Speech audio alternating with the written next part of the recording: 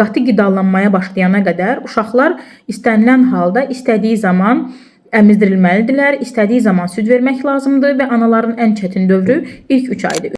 Hər vaxtınız xeyir dəyərli izləyicilərim. Bugünün mövzusu tələbatla əmizdirmədir.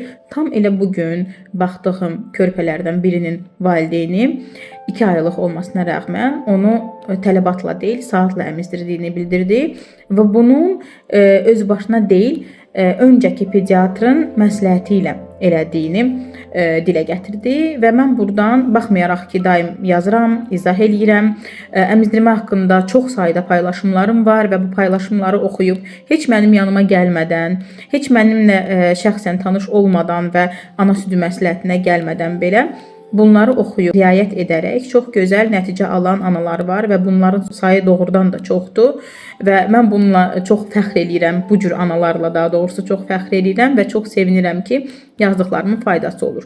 Amma bugün videoda qısaca tələbatla əmizdirmənin nə olduğu haqqında danışmaq istəyirəm. Tələbatla əmizdirmə həm uşağın, həm ananın tələbatına görə baş verən əmizdirmə növüdür. Tələbatla əmizdirmədə biz uşağı ağlatmadan onun istədiyi qədər, istədiyi sayda və istədiyi müddət ərzində əmizdirməli olduğumuz bir qaydadır. Bu necə olur? Öncəliklə uşağı əmizdirmək üçün onun ağlamağını gözləmək olmaz.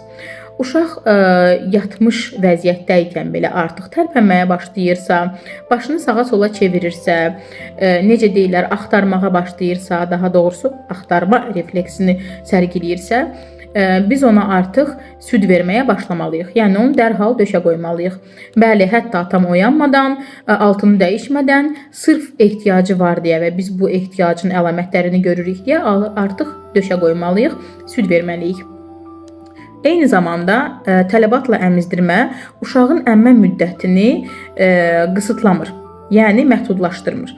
Uşaq istədiyi qədər döşdə qalır, bu 30 dəqiqə, 40 dəqiqə belə olsa, istədiyi qədər əmməlidir. İlk ayda bunun bu qədər tez-tez baş verməsi və uzun müddət körpənin döşdə qalması tam normal bir haldır. Əslində sonraki aylarda da normal haldır. Sadəcə ilk aylarda uşağın gücünün az, çənəsinin zəif olmasından dolayı irəli gəlirsə bu qədər tez-tez döş istəyib döşdə çox qalması, növbəti aylarda bu onun döşü səhv tutduğunu, yalnız döşün giləsini əmdiyini və bundan dolayı çox güc sərf edib az süd əldə elədiyi üçün süd vəzisində daha çox qalmağa ehtiyac duyduğunu göstərir.